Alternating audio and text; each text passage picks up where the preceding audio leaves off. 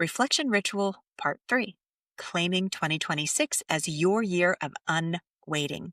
So now we turn toward 2026, not with pressure, with possibility. I want you to think of 2026 as your unwaiting year, not because you're going to become an entirely different woman, but because you're going to start living more and more as the woman you actually are.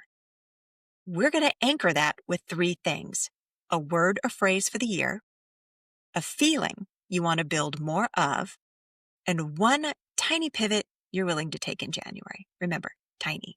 A word or phrase for 2026. Ask yourself, if 2026 is a chapter in the story of my life, what would I want that title to be?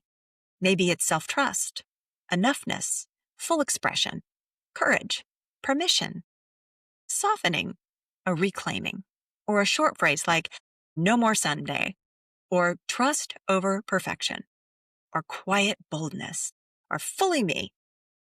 Write down whatever comes up for you, and don't overthink it. This isn't branding, it's just an anchor, remember.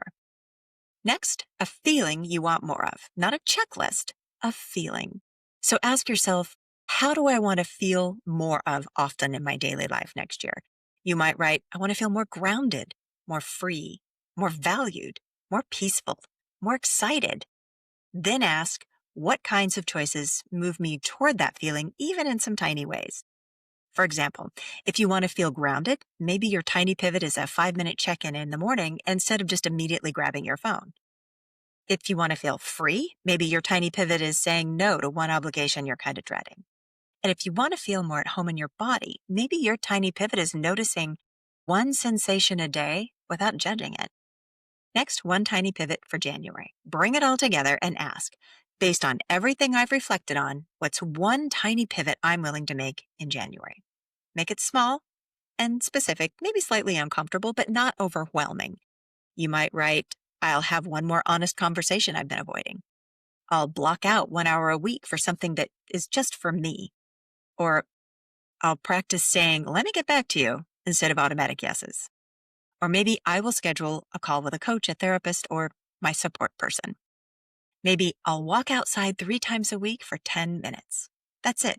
One pivot.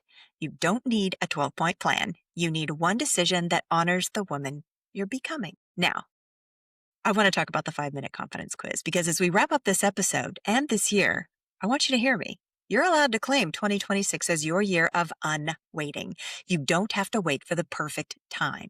You don't have to wait until you feel less scared. You don't have to wait until your body, your bank account, or your relationship status meets some imaginary standard. Deciding to stop waiting and start living is not about throwing out your old life in the trash. It's about building a life that fits the woman you are now and the one you're becoming.